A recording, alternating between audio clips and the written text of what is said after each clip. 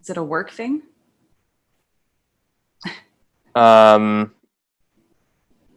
No, it's okay. I will multitask and it won't look like I'm multitasking. Oh. It's all good. What were you doing? There's 2 new shoe colors that Bessie's putting Oh out my. that I know are going to sell out very Oh. quickly. And they were supposed to come out on Friday, and they're sending out a VIP code to the VIP. And are we starting now? That would be a good thing to start now. No, that would be perfect. That's perfect, actually. That's perfect. Because Okay, like, okay, we're starting. Yeah, Hi, there everybody. we go. Hi, how's it going? Hiiro loves Bessie shoe wear. Yes, I footwear. do. I love don't know them. what their actual. Yes, okay. Yeah, sponsor him, please. Yes, please do. Hi, Hiiro. Hi, how are you? Nice to see you. I'm okay. Yeah. I'm okay. You know, it's BC, British Columbia is technically, it's funny because people are like, oh, we're under lockdown now. We're not really under a lockdown. You're still allowed to leave your house. No one's policing you necessarily. Like, you don't have a curfew. You know, there's places that were in real lockdown where it's like, oh my God, like you can have 1 hour out once a day during this time. Yeah. That's your time to get a walk, and that's it. Yeah. I know. It's ridiculous, right? And at the same time, it's necessary. And then there's the access code. What? Sorry, if we're on the subject, there's the access code. My God. Yes. Don't do your shopping right now. Ben's coming on any second. Jesus.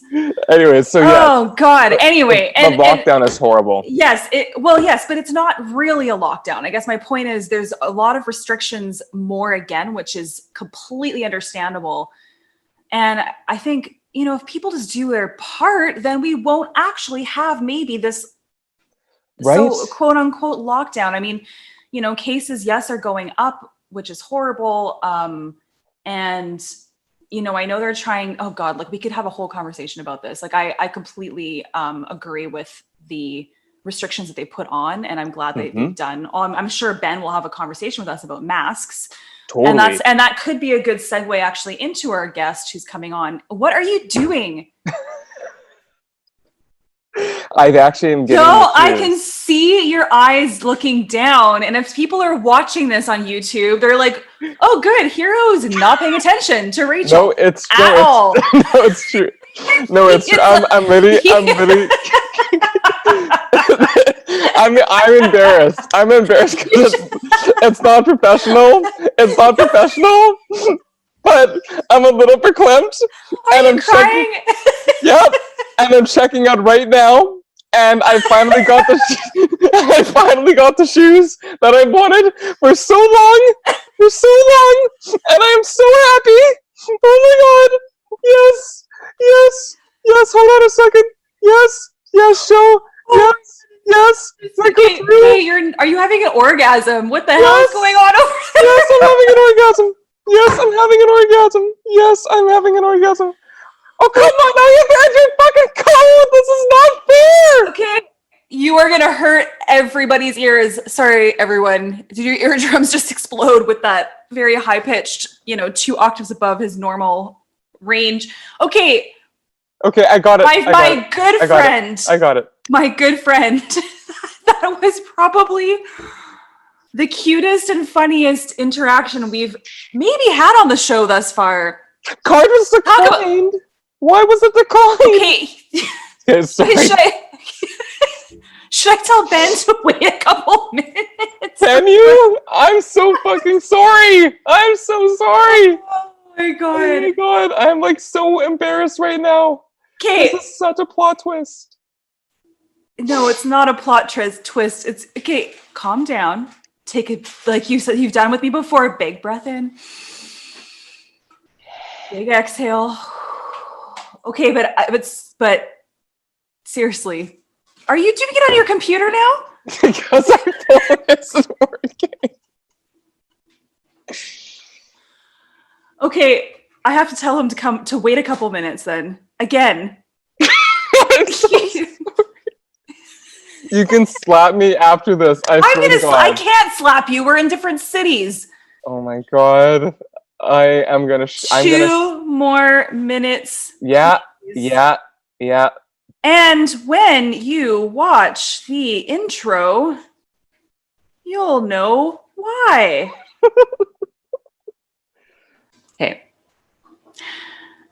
Okay, so after that little, should we call it a meltdown that you had about your shopping? A first world problem meltdown. 100%. And anybody who has an online business, which is pretty much almost everyone these days, would be so lucky to have you as a customer because you're that passionate about products that you love. Yeah, it's true. Hilarious. So today on our show, we have a very special guest, a dear friend of mine. His name is Ben Konkin. And how I know Ben actually is Ben is married to one of my friends that I've known since high school. So Ben is married to Julia, and I don't think they'll have a problem with me saying names because they're pretty open with a lot of their journey and what they've been going through these past couple of years. So they actually live in the Okanagan. They moved also from Vancouver, where we both grew up. So they're fairly close to where I live.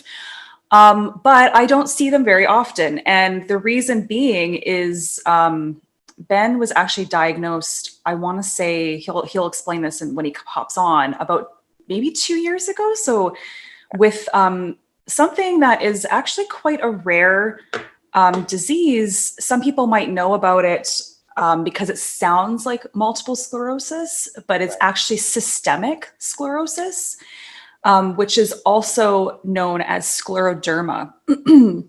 Excuse me. So scleroderma is actually a very rare and life-threatening disease that he was diagnosed with at a fairly young age. I believe he's only in his late 30s right now, not quite 40. And what scleroderma is, which I didn't realize, it's also known as the Medusa disease, which actually turns people, they kind of say this, into stone almost. And the reason why they say that is because it slowly hardens your soft tissue. So if you think of your body and how much soft tissue is in your body, I mean, your body is like, I mean, that's everywhere.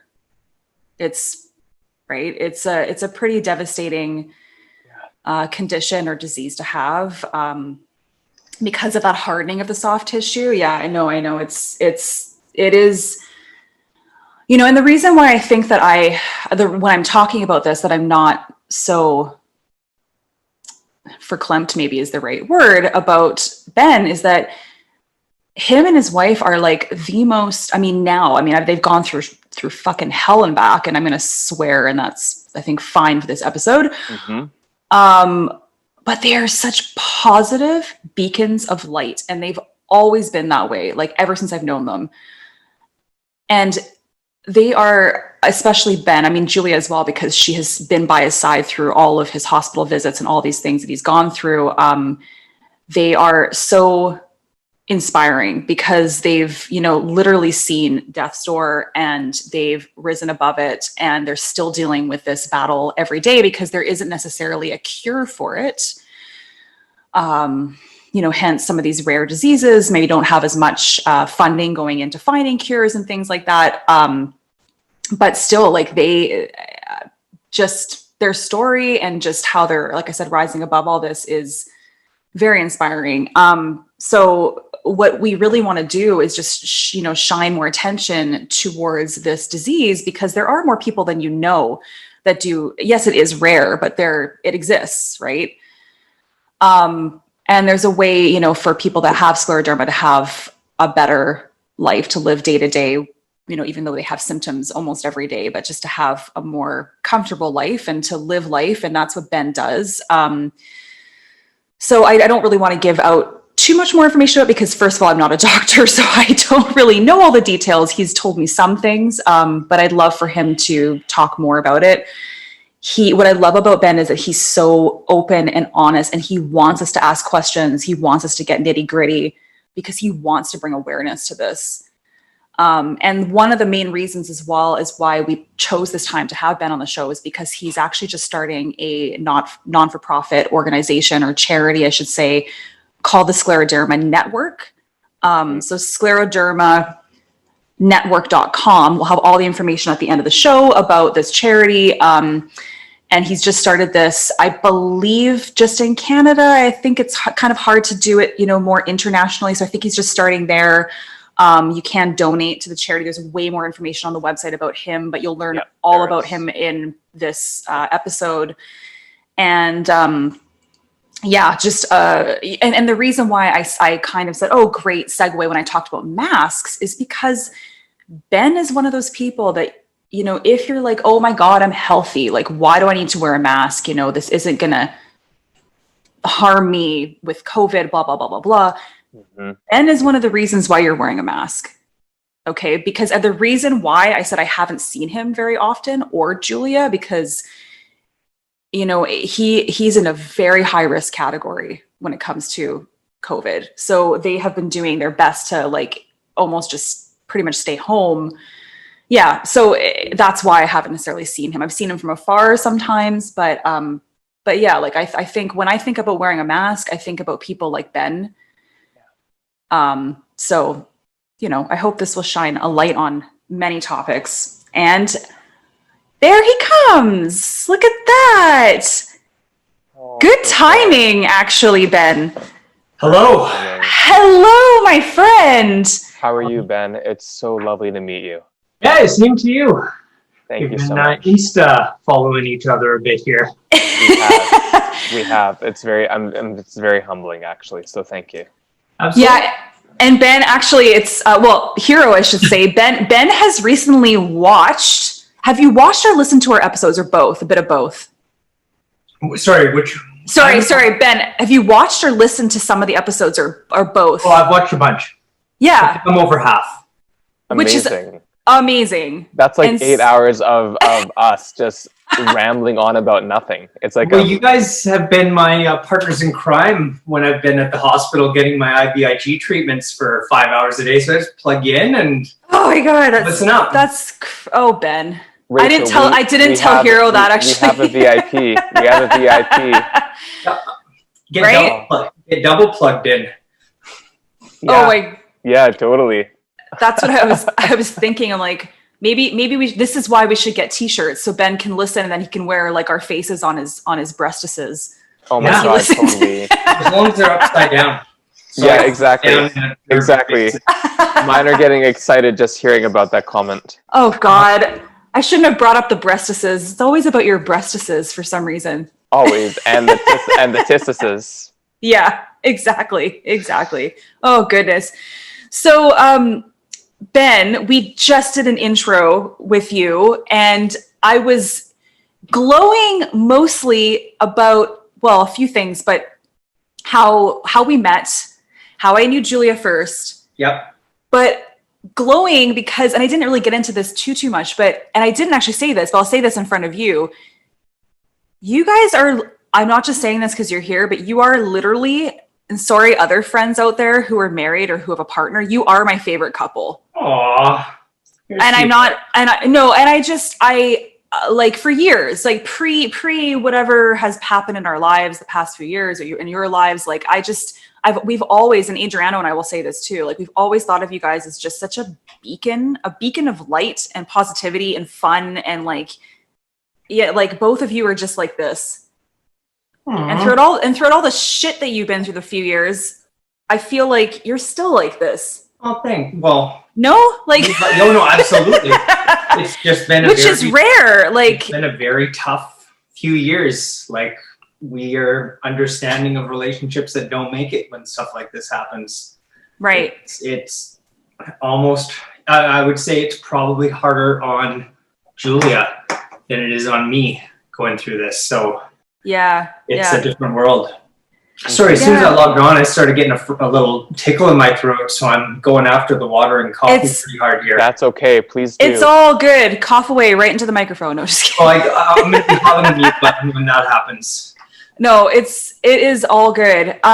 So I kind of go ahead, Hiiro. We want you to be authentically yourself and be completely who you are meant to be, and that includes everything. I don't so much identify with my raspy cough, but most everything else. Oh, it's actually very sexy, I gotta say. I'm into it. Of course you are. So, and actually, Ben, and I didn't mention this just before you hopped on, but I might mention it now, is I love how real and authentic Ben is, to the point where you've gave me permission to say this. He said to me, there might be times that during this interview that I might feel like a panic attack or something is coming on. And so is it okay that we just, pause or take a break? And it was something that I think that we wanted to talk about and bring light to in this episode as well, because that is a very real, I don't want to say part of your life, but it has been a real part of your life. It's been defining my life for the past year. With anxiety. I'm literally right now, like I had one before we came on here, and Julia helped me through it. This is big for me right now.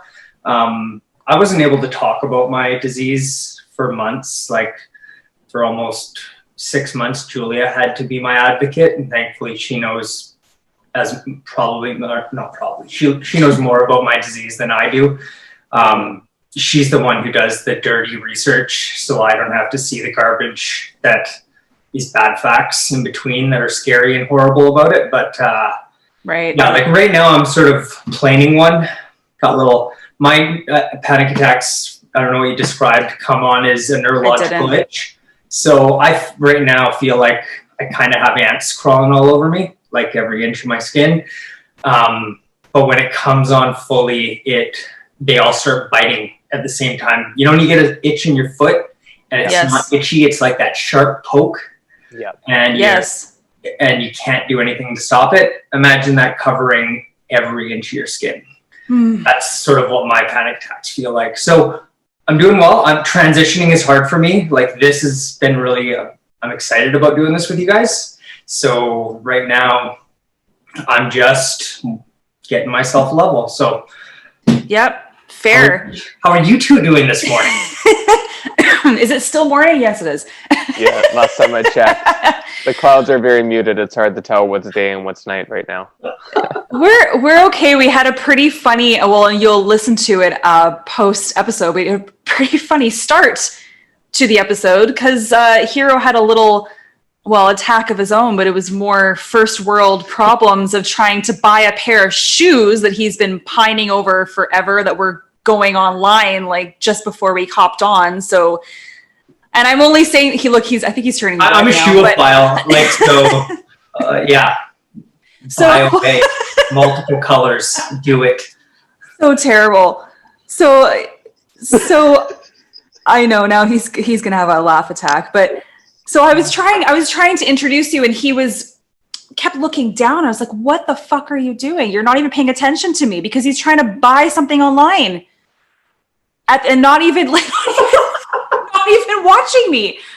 So anyway, that's what we were laughing at. We're just gonna keep it in the episode because you know what? Perfect. It's real, but we're doing all right. 'Tis the season. What to give? It doesn't matter who to. Right? Give to those you love. Oh, exactly. Lord. Now, where's my husband? Right. It's you. You love yourself. Oh, so yeah. And how are you guys this morning? What have you guys been doing? Julia is this morning. Yeah. This. Yeah. Prep for this. Yeah. Yeah. So, just relaxing, having a coffee. Sounds good. So I just have to ask, when you talked about the neurological.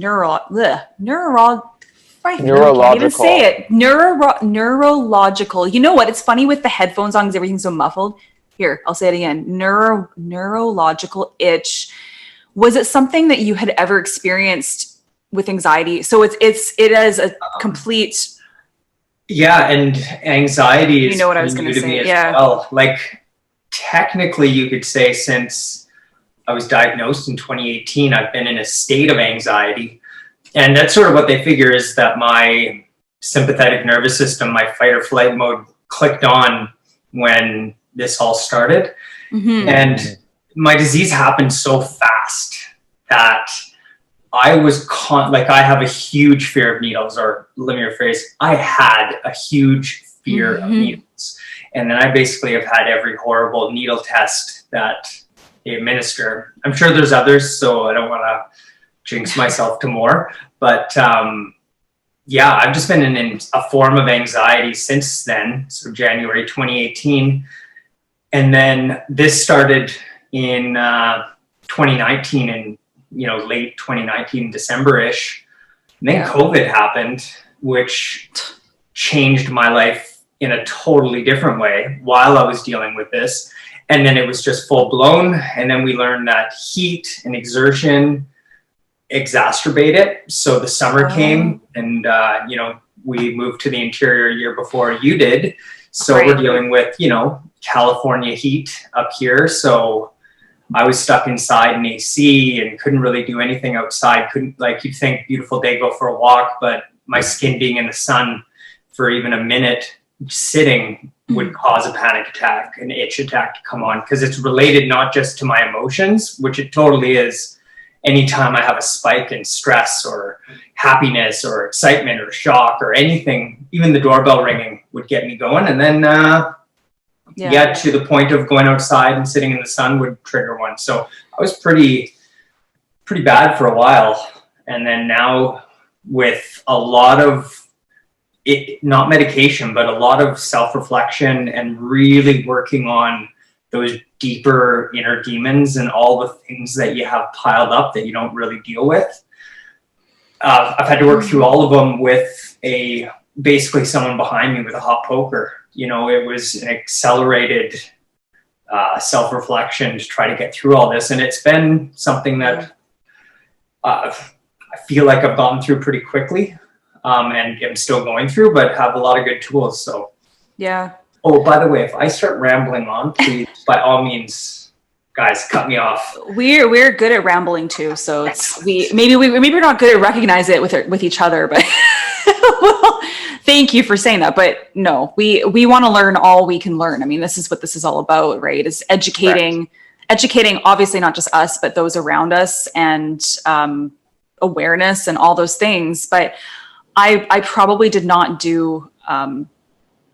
I don't know if I want to say it justice, but I know I probably did not explain scleroderma maybe in the best way, but I would like to hear maybe an explanation from you as to what exactly it is. Okay. And hey, you would have a really hard time doing a good job, because I would find that doctors who would come in to see me the first time, I could tell that they had just refreshed their notes from university on scleroderma, because it is such a unique disease and affects so many different people in so many different ways. So essentially scleroderma is or systemic sclerosis.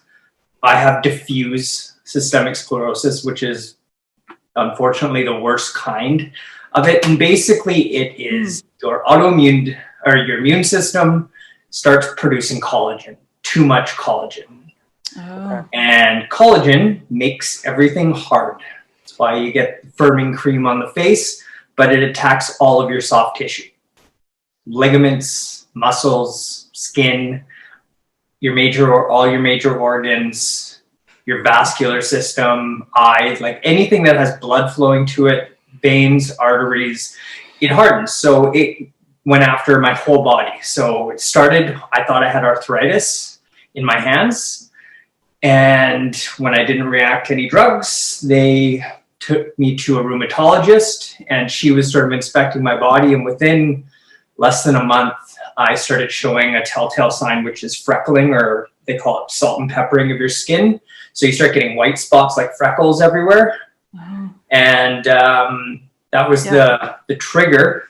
And then I immediately had I was diagnosed in January. By February, my hands and feet were swelling and stiffening, and the thickening of the skin was going on my legs. By May, I had full-blown pulmonary hypertension, so my vascular system started being attacked. So I was losing my breath. Julia thought I was getting out of shape, but it was my heart and lungs struggling to process oxygen because everything was hardening. And then I immediately after that got the gut involvement. So my stomach stopped flowing and my whole system sort of hardened off and stopped working. And so that was sort of my involvement. So right now I have pulmonary hypertension, I have right heart disease or right heart failure, interstitial lung disease, I have full gastrointestinal disease, I have skin disease, and it disables as well. So like those who can't see on the podcast, I can almost get my right hand straight, but my left hand, that's as straight as I can go. And there is no flexibility in that. Like the ligaments have hardened off. So I can get it back through stretching, but as the disease gets worse, things get worse. Skin gets worse. I start getting, it tears. Probably the best way to describe it is you can imagine you have a cold tortilla and then you try to wrap it and it breaks and tears. Yes. Versus you put it in the microwave and it will flex. My skin's like the dry, cold tortilla. Like it cracks and bends where your skin normally wrinkles and does that. So wow, it's been a full blown thing. I've spent almost 6 months in a hospital bed during 2018. Been in the ICU for a week. I mean, there's all kinds of stories. I could literally talk to you for 4 hours about all the stuff that's been going on, but basically it's this collagen that hardens off your body and not many people know about it. I've never heard of this disease before I got it. Yeah. And it's underfunded. Even like your guest last week made a great comment. Your chiropractor, Dr. Burley. Yeah. Cancer, no problem. They're going to have funding. There's research for cancer. There are things. Scleroderma is such a rare disease, and most of the people affected by it are women in their 60s and up. So there isn't a huge push for research in it.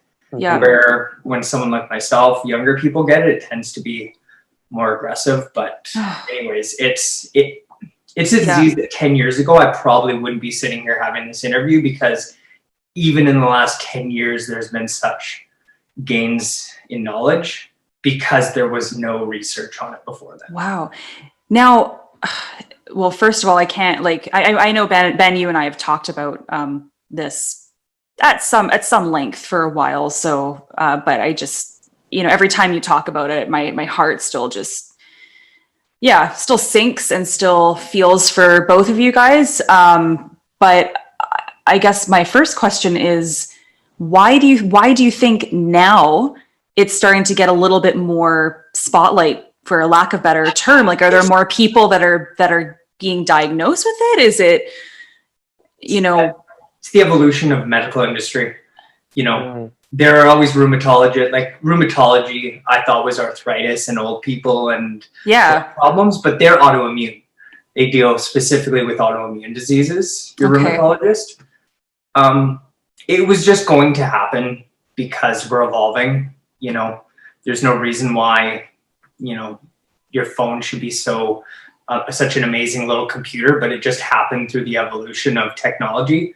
Mm-hmm. But it's evolving slower than many other known diseases. Like again, when you get diagnosed with something and the first time you've heard that disease is when you're told you have it, it's a different thing. Yes. Yeah, for sure. So, and I guess, and my other question, just as you were talking, is,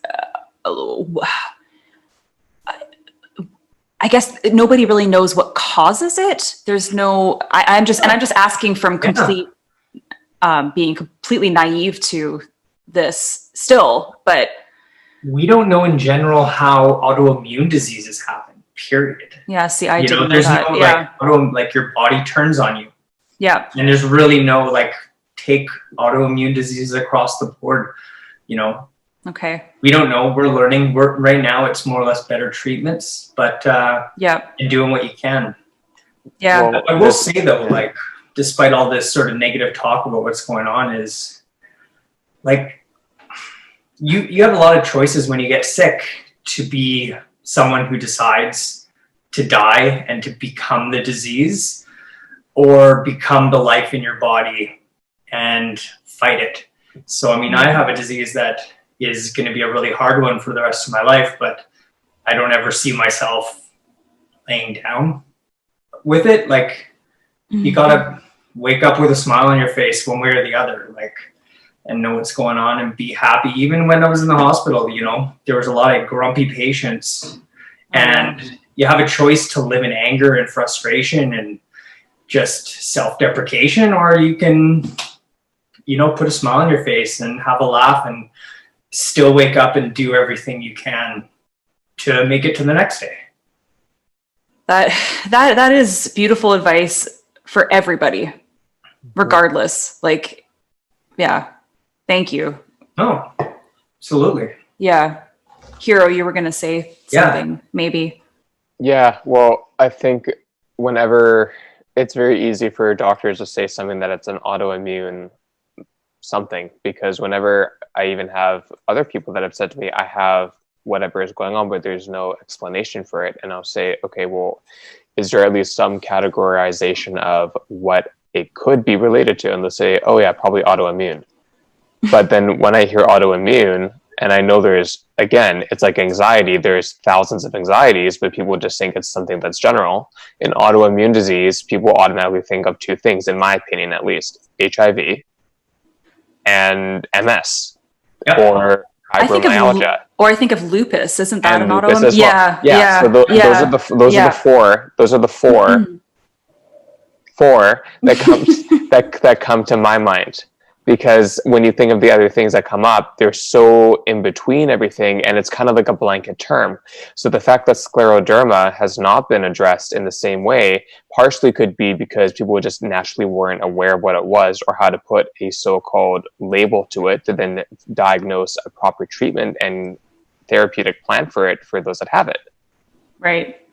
Well, and everyone has it in a different way. Like, a lot of people will get just skin involvement, muscle involvement, like if I was to do your yoga prayer hands, about a month and a half ago, all my fingers on my left hand would, for those who can't see, I have almost a straight hand, but almost a fist on the other. But I've had ligament problems on my middle finger, so now I'm more of a fist here. But some people have like that kind of skin ligament involvement. Other people have like, you know, organ involvement. I have a good majority of it's kind of going after most everything, but there's so many different versions of it that even doctors who don't deal with it on a regular basis, when they come in to see me, they, you know, when I've been in the hospital, it's clear that they're not a specialist in the autoimmune diseases, because there's just way too much to know about this little one, which is scary because there's so much involvement in the body, but so little research in comparison to so many other diseases. So it's something that you really have to learn your body and feel what's going on with your body. Like, I'm at a point with my doctors, when I let them know something's going on, they'll take me very seriously, because I'm usually on their page with my understanding of what's happening with the disease. But that's something that Julie and I have worked really hard at, in not just experiencing it and riding the wave, but, you know, actively paddling and trying to navigate the river so that we have some control. Yeah. So where are the biggest specialists of scleroderma, if there are any? Well, there's a clinic in Vancouver. My pulmonary hypertension clinic is also Vancouver. That's the closest one. So it's 4 hours away from where we are. And then there are several clinics that do things like stem cell in Eastern Canada and Ontario and in Calgary. But those things are really tough to get into, because they have high success rates, because they only accept the most perfect candidates. So like, I was on the list to go for a stem cell treatment, which basically is like, I remember that. It's like pulling the plug on your immune system and plugging it back in and hoping the autoimmune disease doesn't spark up when it restarts. That's what a stem cell treatment is. It's a reset button on your autoimmune system. But the moment I had heart and lung issues, it went away, because now I'm at a 50% survival rate. Oh. So not really worth it. For the treatment. Wow. Oh my goodness. Yeah. Now, Wow. now with this disease, because you say there's so many different ways that it affects people. Well, I mean, there's a lot of different ways it affects people, but everyone's got varying degrees, it sounds like, potentially. Like with you, do you feel like you've got this up and down roller coaster, like you don't really know? I've been on a roller coaster since the beginning. Since pretty much since I was diagnosed. But I had a small window early in 2019, mid 2019, where I was, I'd come out of the hospital, I was getting stronger, I was continually building my muscles back up. I'd relearn to walk. That's a whole nother thing. And I was like, hey, I would like to try to maybe start going back to work. And then I ended up having some symptomatic relapses. And so I sort of went down a bit. And then, you end up with COVID, and then this whole anxiety thing kicked in. I wouldn't be able to talk to people at work, because just doing that was going to send me into a neurological panic attack. So it's constant. But the whole thing with all that is, we could talk this whole time about all the happenings, but there's like a deeper layer to all this, which really is finding yourself in a way that you may not be able to find yourself if these types of things, or this hadn't happened to me. Or, I always say, like, people go, well, I can't even imagine what it's like, to go through this. Right. I said to you, and I say to all people, I'm like, my worst day is my worst day. Your worst day is still your worst day. You can't let my worst day take away from yours, because we all learn from these bad times and bad moments. So we just have to see them as opportunities to make ourselves better, and try not to dwell and live in them. Because if you do, you're just going to live in like a quagmire. But do you realize the fact of how many people do play the victim role, and that you read my mind. I know I did. Thank you. You're welcome. But do you realize, and obviously you do realize, whether if you want to acknowledge it or not, but do you realize how much of a blessing and how much of a gift that is that you do have, that you can acknowledge your own feelings but not attach them to someone else's as if it was more or less than theirs? Yes. Because so often people will project or dismiss someone else's in a comparison battle of, well, if I have ABC and you're XYZ, ABC does not equal XYZ. And that's completely not true, even if the reality of it, actually, it is true. The compassion and the tolerance level of a human being to be able to sympathize and or empathize with what someone's going through is huge. And I find the more adversity we face in our lives, no matter what extreme, hopefully those of us that do, if not those that do not, are able to understand compassion as a root. Yeah. Well, and that's why how Ben, I don't know if you can see this, Hiiro, but that's why I find Ben, that's why I think that you are so inspiring, because of what Hiiro just said, because your way of thinking and how you don't necessarily put yourself, this sounds maybe awful, but that's not like you put yourself on a pedestal of this victim, I don't know what to say. Sure. I like made-up words, or real ones that I think of. Yeah, or sabotage, inner saboteur. Yeah, and just also not, somebody's saying something about what they're going through, and you're not like, well, fuck you, buddy. Like, look at me. Look what I'm going through. Like, that's you're going through nothing, like nothing compared to what I am. That I would think that would be so hard to not. It's hard all the time. Well, and I'll dive into a little bit of the COVID is, I see people complaining about their COVID lives. And it's funny, at the start of it, I was very like, are you kidding me? Oh, just wear a mask. Well, I have asthma. Yeah, I have interstitial lung disease. My lungs are about 40% effective. I have pulmonary hypertension. I have to use a walker. I have to keep a seat next to me in case I have a panic attack. And I wear a mask. So it's like, please get out of your head that just be the person you think you are, or be the person who you are, and say, I don't want to wear a mask, and stop trying to validate it through false science and other BS reasons. Just be there. Yeah. But I will say one thing, just to give you guys a perspective on kind of what it's like to have a disease like this. The closest emotion that I've had to being told you have systemic sclerosis is COVID-19 coming over, because COVID-19 hit us, and it was something that legitimately changed everyone's lives. Right. Your lives changed in some way, shape, or form. And people who identified with who they are with, say, fashion and current trends and being at the right restaurants and more social-based activities lost their person.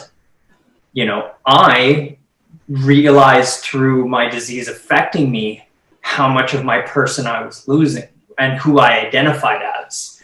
And you come to a point where you have to ride the wave, ride the river, and sort of turn to the current, let it flow, and do what you can with what you have around you. Or you can be that person who is just exhausting themselves, swimming against the current, trying to live that life they used to. But there's just so much emotional connection. But COVID really, like that emotion you feel about loss and confusion and all those deep, hard emotions that you just don't understand. Yeah, that's a Diet Coke version of what it's like to be told you have a life-threatening illness. Yeah. Wow. That emotion is right there.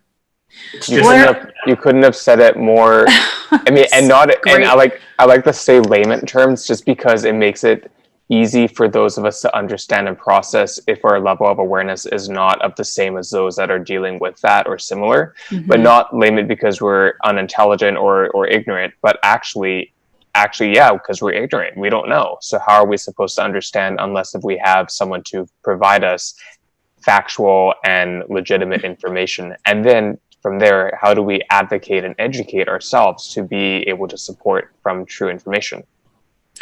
Yeah. Well, and I remember completely. I remember in the beginning of COVID, and I don't know if it was Ben or Julia or both of you guys said, you're like, yeah, we've been locked down. We've been doing this for months. Like, we know how to do this. We know how to, isolate, so to speak. And, everyone else it was just a shock to everyone else's system. I guess that was part of it too.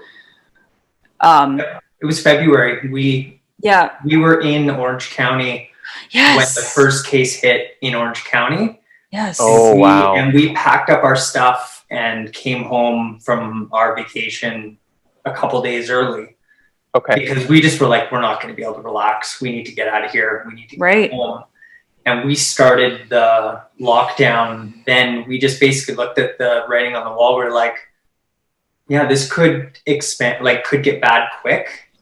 And it affects the lungs. It's something that I cannot. I was in that bad column at the end of all the charts you saw. Yeah. So we just started playing. People thought we were crazy. We were wearing masks. I was doomsday stocking up in February before this really I remember hit. That. Yeah. But it was one of these things where it was just like, you know what, we're just going to do this. And it's funny how everyone is catching up, like our family members, and they just sort of, everyone has their point where something happens and they're like, oh, I gotcha. I get it a little better now. Yeah. Well, I said just before you hopped on, Ben, I said, one of the segues, we were talking briefly about how, BC now, or most of Canada we're not actually under a lockdown, but the restrictions are getting more just because our cases are going up. And then I kind of mentioned about masks. And I said, if you are hesitant about wearing a mask, wear a mask for Ben, wear a mask for people, and I'm not in that category at all. I've been wearing a mask for months, but, if anything, like anyway, that was kind of my plea almost, I guess. But well, you know what? Let's start a campaign, and that'll make it happen. Wear a mask for Ben. Make that part of your organization, Ben, and then it can be like hashtag Wear for Ben. Who's Ben? I don't know, but I'm wearing a mask for him. Exactly. Well, Ben is this person. Ben is that person. Ben is that person who's high risk. Ben is like. you are the like the scleroderma man, kind of like how companies like Lululemon might have like, this is our Lululemon male, our Lululemon female, or whatever. This is our scleroderma man, and the mask is like, Wear for Ben. Yeah, well, on an overlap, thanks to my extreme muscle degradation, I don't look nearly as good in Lululemon pants as I did before all this. Oh, right. God. Right. No butt. All gone. Oh, Lord. Well, you got considering I only have seen you from the black t-shirt up to the eyes and the hair and the beautiful hair, you are freaking gorgeous. Beautiful hair. Well, thank you. Appreciate it. One thing that hit me with the gut stuff was I weigh 210 pounds right now, which is awesome. I'm stable. But I was, before I was sick, 275 pounds. Okay. And in June, I went into the hospital to really go after a lot of tests to try to figure out what was going on. Mm-hmm. And by December of that same year, with the gut issues and like the horrible sort of stuff that was going on there, I was 150 pounds in 6 months. Wow. How tall are you? Sorry. I'm 6'2". 6'2". Okay, that puts it into perspective. Yeah. So, I mean... Jesus. Yeah. So, I mean, it was like, there was some major... I mean, the worst diet in the world, I'll tell you that much. But it's one of these things where you just, you get to that point and it's like, all right, well, let's just keep going. But there's been a lot of weird happenings to the old body since then. Oh, my God. Just not to switch gears, but to talk about anxiety for a sec, because I do want to know, for people that do have anxiety, and Hiiro and I talk about anxiety a lot on this podcast, and it kind of like, as Hiiro mentioned, it's sort of like an umbrella topic because there are so many other, facets of anxiety with different types of anxiety, all those kinds of things. But as a general anxiety, do you have any tips? What do you do when you feel? Well, when we got to the point where we were certain that my itches weren't a skin related issue, because that was the hard part, is it was so foggy understanding what was happening, because I was having itches, but I also have full body involvement with scleroderma. It took a while before we were like, no, this is definitely, a panic attack in the form of an itch. As soon as we knew that, I knew that I needed to calm my mind. And I can remember the very first morning where we realized this. I was going to make coffee on our little barista thing. And my mind normally works 7 layers deep or more. So I have the thing I'm doing, and then I have the other actions that I think I should do in the little break. So I'll put the little cap in and I'll start the brew. But then I'll be like, okay, Julia wants milk in her coffee. I need to get another mug out, and then I'm going to refill the water. And then so I have all these layers, and those are just immediate actions that I was always thinking about. And I'm trying to time it so that I can get the milk back to the coffee machine before the next stage ends. And I was always thinking like this, just for everything I did.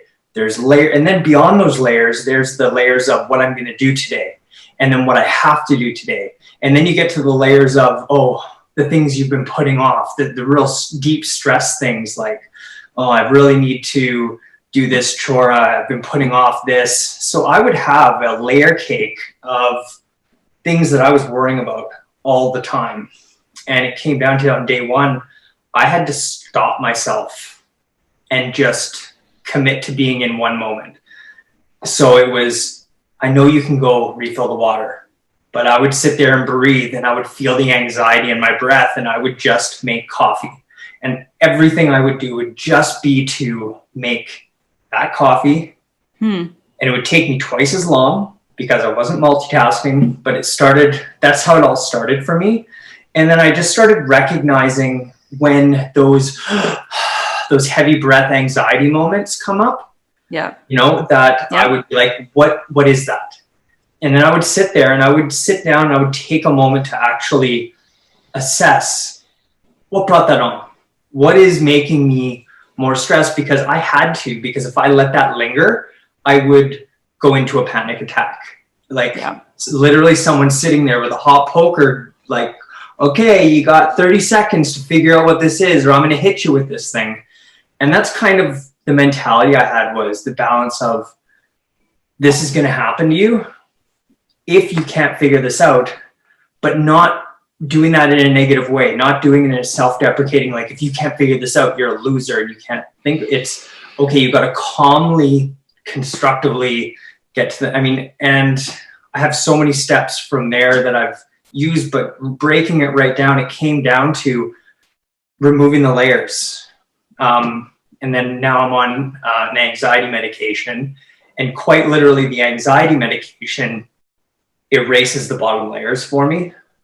So like, I now have to have a schedule for my pills on my phone, because I found once I started taking those meds, my focus to remember those sub layers kind of went away. So I had to schedule, like, 'cause I take 9 medications a day and they all have to be taken at different times. So that was sort of where I went from there. But it all just kind of from learning those things. And then it comes down and you figure out, like, oh, I was bullied as a kid, which I was. And there's self-deprecation in there that I was letting come through in actions like dropping a spoon. So stupid, you drop that spoon. It's like, why am I getting mad at myself for nothing? But I was doing it all the time. And you just break those layers down little by little. And that's the process for me. Yeah. So you basically, in a nutshell, like you slowed the fuck down.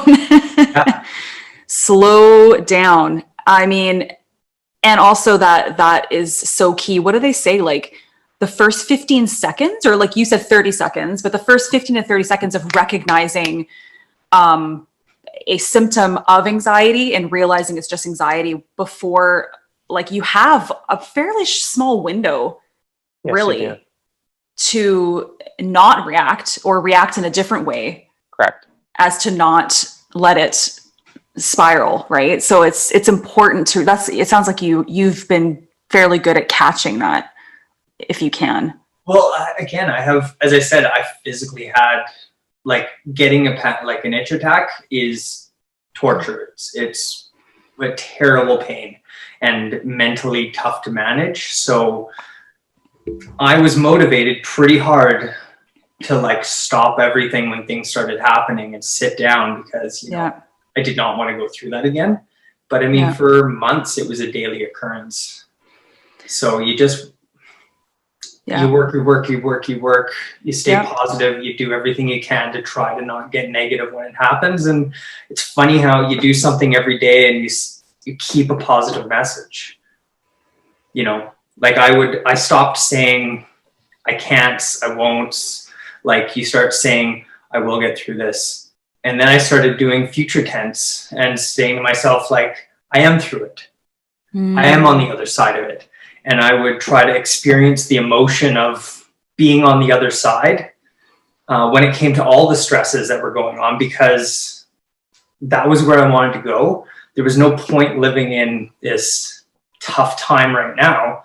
Why not live where I'm happy? Like, Julia and I write in our journals in the morning, and we started writing stories about things that we wanted to do together, you know, being on a beach in Hawaii or in a beach house in Hawaii, but we would write it in like present tense, because and then experience that emotion of present tense of that, just to create a baseline of positivity, so that when you go through the negativity, you've started your day with something that makes you feel good, something to rely on, something to think back on, even if you've just been in a house isolating for COVID. Yeah. You woke up and you had like a beautiful morning in your mind. It just helped. It helped be okay with the hard parts of the day. Right. And it stepped up, and it just kept building on itself. That is amazing. What a great tool. What a great tool. And we all have to be reminded, like I totally will admit, I still get into these habits where even this morning, the first thing I do, get on this freaking phone and I go right to Instagram or go right to Facebook. The newspaper. Yeah, pretty much. It's tough. Like that's a really good, it's a good piece of advice. We need to absolutely talk about your, should I say charity or foundation or what you've started? Well, it's a non-for-profit foundation. Actually, it was, thank you. You were a helper in pushing it forward quicker, because when you called me to do this with you guys, I had literally a week, 2 weeks before just gotten incorporation approval from BC for it's officially the Scleroderma Network of Canada Foundation, but we're just going by the Scleroderma Network. Yeah. And essentially it's a resource that is based on what Julie and I as patients and caregivers have learned about this disease. If you were to go and search scleroderma, in fact, my doctor, when I was first diagnosed, said to me, don't go on the internet and search this disease. It will scare you, because even 10 years ago, life expectancies were so much lower and there was so much less known about it, but that information is still all out there. So thankfully, Julia, she was the one who did all the dirty research. So she was seeing all the horrible, but she was also sifting through and finding the good resources out there. The forums, the sites, and the institutions that were really solid with the information that you should be reading up on. Right. And on top of that, I've been through so much that there's a different perspective that you get from talking to most doctors and reading up on a procedure than the actual experience of going through it. Like I was on chemotherapy for a while, and I had to have a port put in. And so that's an under the skin main vein access, because those types of chemicals will dissolve your fine veins. So they have to put in a port. And my brother the procedure of doing that, they numb your skin, lots of needles to numb a huge area of your chest to do that. And then they put it in, and there's a lot of feelings that they don't really explain to you. Like, it feels like someone's nailing a hammer that goes up your neck and into the vein, because they're forcing a tube through a vein to right near your heart. But they don't talk about the fact that it's really intimidating, because you have to walk into an OR. There's a big difference between walking into a doctor's office or into a hospital room versus walking into an OR. And then when they get there, they're covering you with all of their things, and your face is covered, and you're dealing with the anxiety of a procedure. But there's a lot more that for me, I like the control of, I know what's going to happen. Yes. So I'm not surprised and shocked, because that adds to my fear of needles, the procedure. And this was before I had anxiety issues that turned into panic attacks. I was just struggling with these procedures. Yeah. But the patient has a different perspective than a lot of the other things. So I really want to share that through starting YouTube videos and just doing that, and simple health things. Like, I'm on a low sodium diet, and eating fully low sodium is hard, but we've learned a lot of things that make that transition to low sodium much easier, and some recipes that make things easier, because most comfort foods are crazy high in sodium. Yes, they are. Yes. So packaged foods. So yeah. So I mean, there's all this information that we have, and it just felt not right to hold that in. And then with success with the foundation, we're hoping to, at the same time, take all of our surplus funds and donate them to organizations looking for new treatments and eradication of the disease, Yes. but also splitting that with actual patients who are financially impacted from scleroderma. Oh, wow. Like you said earlier, people, you know, where are the clinics? Well, Vancouver. Well, where does everyone live in BC? Not all in Vancouver. That's right. So when I went there, one time they airlifted me, and Julia had to drive because she didn't get a ride. So now she's paying for gas. Now she's there. Thankfully, she has my family in Vancouver, so she could stay with them.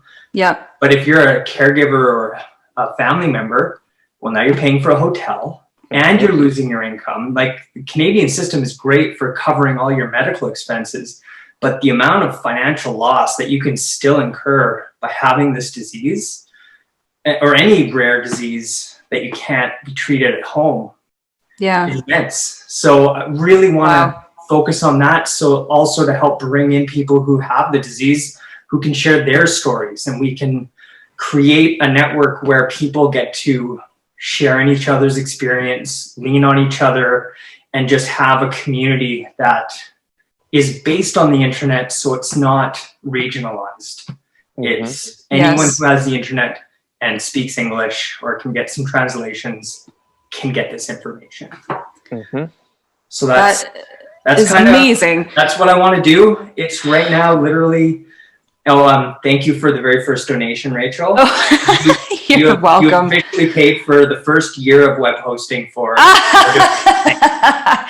Oh, that's awesome.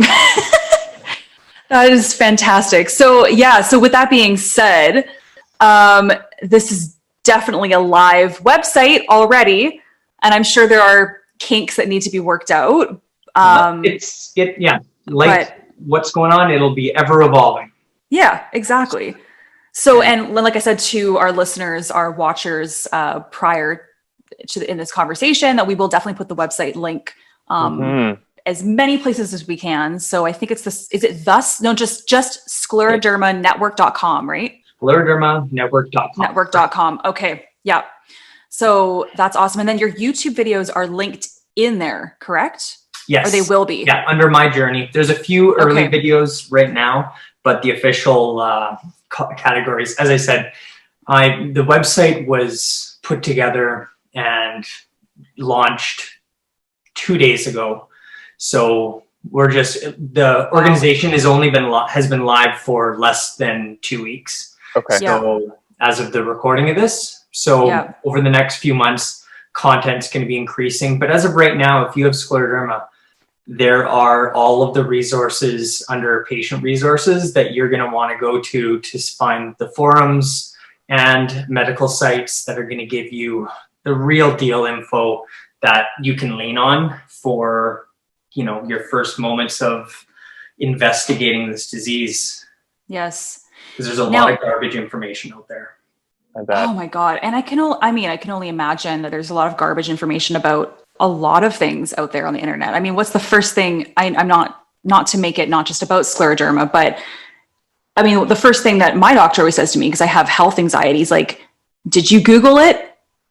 Don't fucking Google it. Right? Like, don't Google it. Don't play Dr. Google. Like, that is such a detrimental, it's not a good thing. Do you have one of my last questions? I've got so many questions for you, but do you know the percentage of people in Canada or even in North America that have scleroderma? Just I don't know curiosity, but I think it's 300, 400. Please, like, don't quote me. Julia will be telling you the number afterwards. You were wrong, but I believe it's about 300,000 active cases in North America. Oh, that's way more than I thought, though. Yeah, no, I know it's rare. If you compare to population. Oh, but still. It's. Yeah, But if you have 300,000 people roughly, even if that might be kind of an estimation of the population, if you were to put 300,000 people in a car lot, just as a visual scale, I guess, for lack of better terms, that's a lot of people, though, like to have the understanding of what it is and to get the support and to be the advocacy of the community for that. Oh, yeah. It's huge. Well, and what you have to remember is there's so many versions of it. My case, my type is the rarest. So if you're talking about people who have diffuse scleroderma, which affects everything, I mean, you're probably talking about 10% of that number.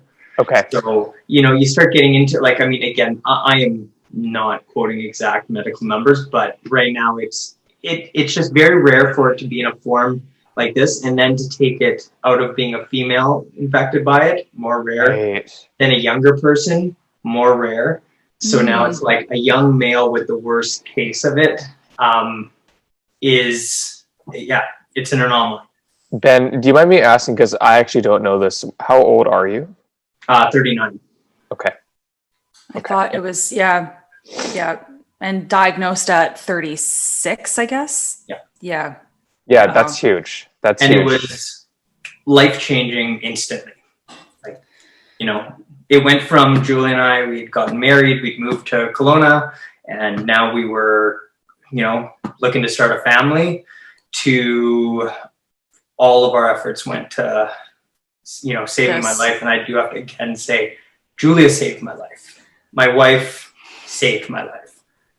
Oh. You know, I had to for a year, you know, it was a year of, I couldn't keep anything down.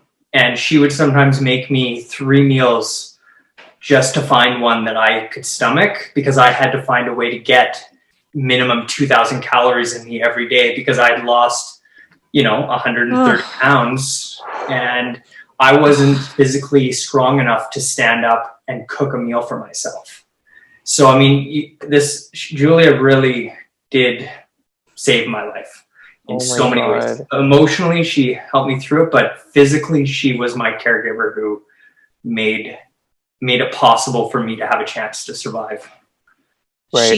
She is an absolute gem. And you know what, Ben, maybe we'll have you back on the show at some point, and then maybe Julia can join you because honestly, I know I'm just giggling because, and I'm just going to share, I'm giggling. I'm going to share this because Hiiro just privately wrote me a chat message just saying if she's around, she should say hello. And because we have both of probably the same idea that, you know, eventually it might even be nice to have her on eventually so that people who are living with this can also relate to the caregiver. Right? Maybe that's a big thing too, like people to know that. Anyway, if she's interested at some point. But is she home right now though? She's actually out for a walk right now. Oh, okay. That's nice. Okay. I was just like, just a quick hi. Because I can guarantee you, if she was sitting right here, she would be clawing at her teeth or clawing at her nails, being like, "That's not the right fact." So she preemptively knew that her way of thinking. But honestly, the caregiver does it. If the person who's a patient is fighting a fight, like a UFC fight in the cage, right? The caregiver is the helpless person on the other side of the cage, just watching.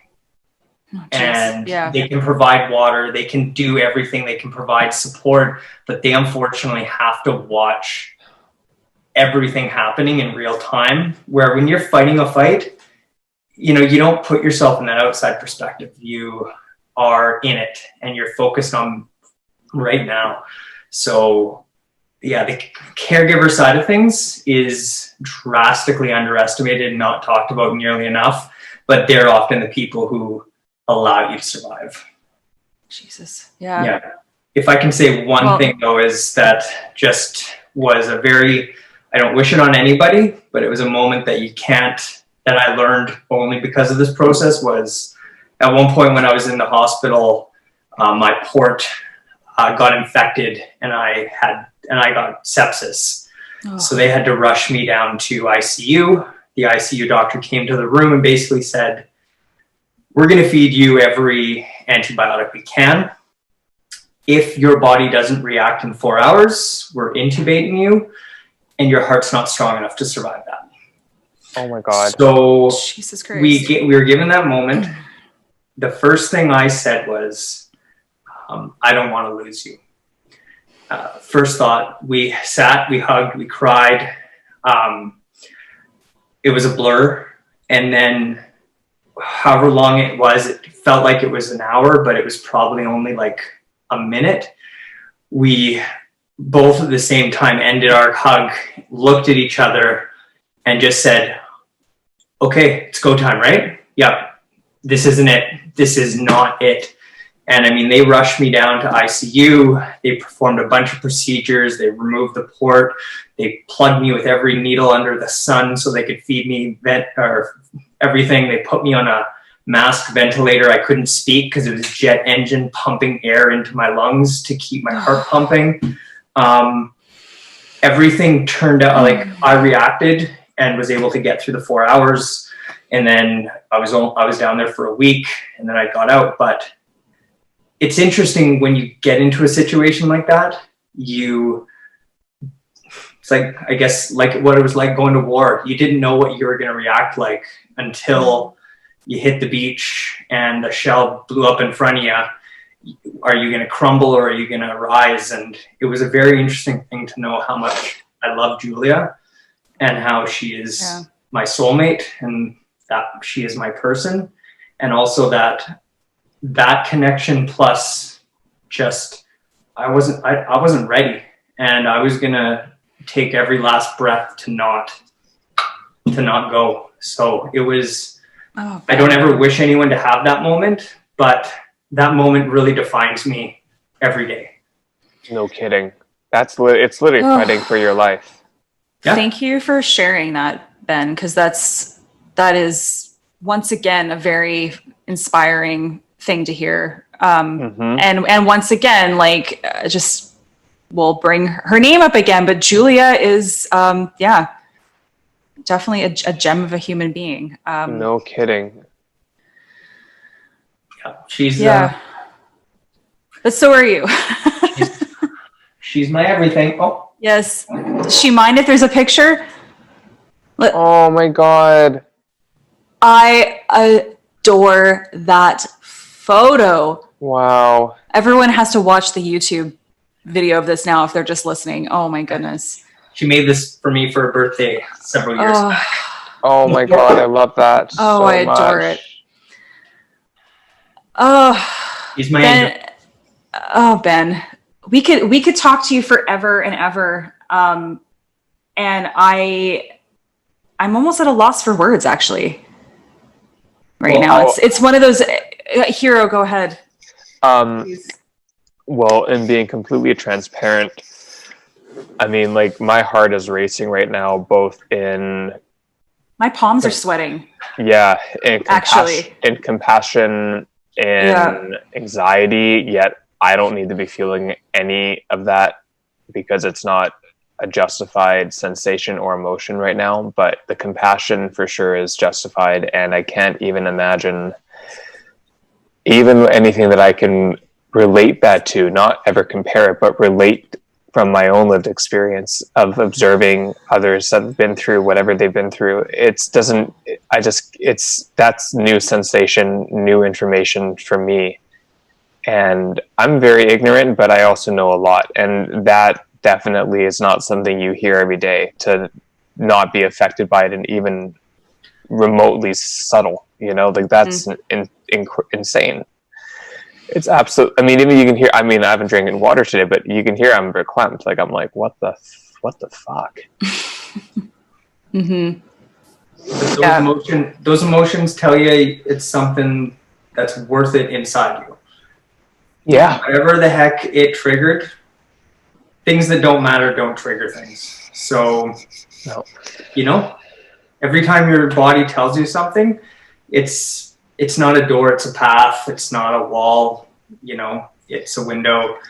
You can always navigate yourself no matter what's going on. You just, be yourself, be happy, live with joy, try to do whatever you can, because honestly, who knows what the heck's going to happen?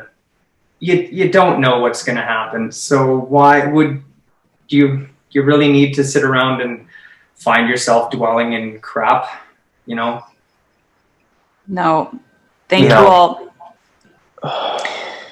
Thank you for saying that. That's a really, actually almost a really great way to start to end our conversation with those words. You know, and it makes me feel like all my little neuroses are nothing, and not to make that sound like I need to beat myself up over it, but it's more, it's a positive thing, actually. It like puts you start things into perspective. Exactly. See, I'm having trouble finding my words now too, but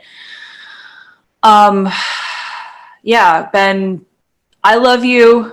I am so happy to see you the way you are right now. I mean, I'm happy to see you always, but I've witnessed your journey the past few years, and I actually visited you in the hospital. Even I think it was just after you got out of ICU, about a week after. I don't know if you remember that. I was briefly. I was in a pretty good blur around that. Yeah, it was briefly. Yeah. So I mean, just to see your journey is nothing short of miraculous too, I think. It is completely miraculous. My gut is doing I don't know, but yeah, I'm usually not lost for words and anything, and you've seen enough of our I've listened to the podcast, Hiro. That's my point. Well, I just want to maybe bring it back again to the mask thing a little bit and just say, please, everybody, I mean, stay safe, be well, but think of others, not just yourself, because there's, you know, everyone out there is fighting their own little battles or big battles, and you just don't know. And, you know, you don't know who might be immune compromised, and we're just, and to say another cliche that everyone's been saying, but we truly are all in this together. It's not just you. Yep. And one thing I'll throw out there that I've learned with the COVID is early on, I was very, wear a mask. Here's the facts. Here's this is who I am. And people are going to decide to go along with it or not. You have to find a way to not worry about what other people are doing, not worry about the idiots who are partying on the weekends that make you so mad. You have to go out every day and protect yourself.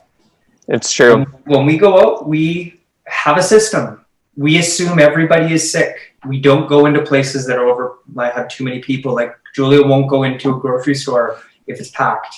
Yeah. You know, you make decisions that do limit your life, but protect your life.